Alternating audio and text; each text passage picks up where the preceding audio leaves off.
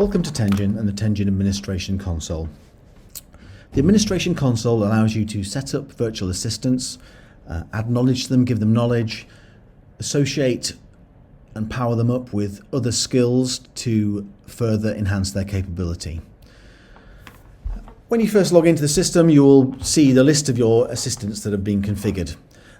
Other options that you can see on the left include looking at analytics, how the users have been using the system, project flows, which are incredibly customizable and powerful tools to create custom interactions for your users linking to external systems, manage your users, other users that use the administration console, and set up external APIs that you can talk to and so on.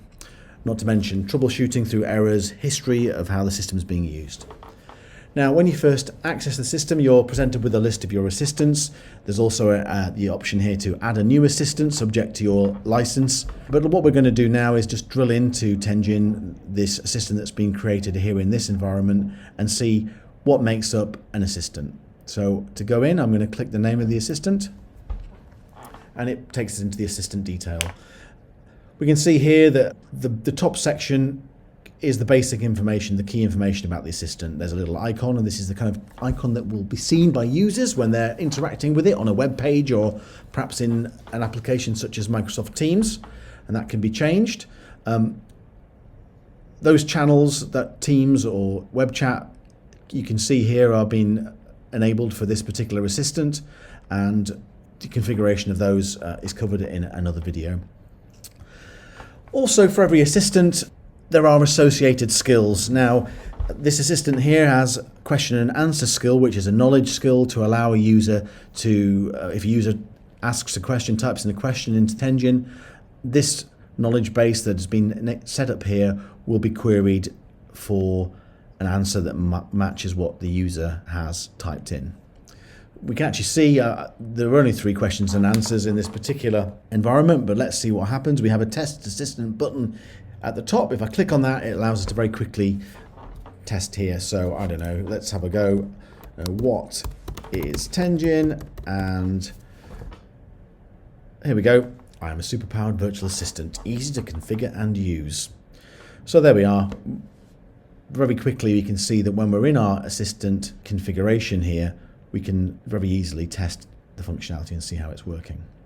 So let's just kind of navigate back to the assistant details screen. You can see on the top right here there is a little breadcrumb link trail, so I can just go up a level by clicking on the name of the assistant.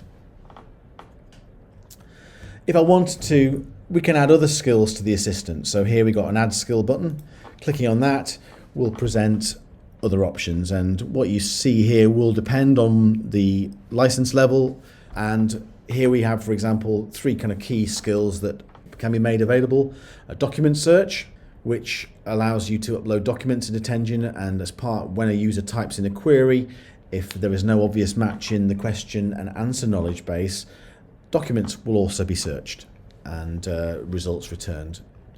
ServiceNow is a connector to ServiceNow to allow ServiceNow knowledge base articles to be made available within Tenjin, and also to allow users to query the status of incident tickets and also raise new instance and requests in ServiceNow from a Tenjin assistant. And also we can see here Tenjin forms, which allows us to create mini forms that appear inline within the chat interface, which will then send the results of that form off to an external system via its API. So very quickly, that's an overview of the Tenjin Administration Assistant and the first assistant that you might go in and configure and what options are available. Please see other videos for more detail on these.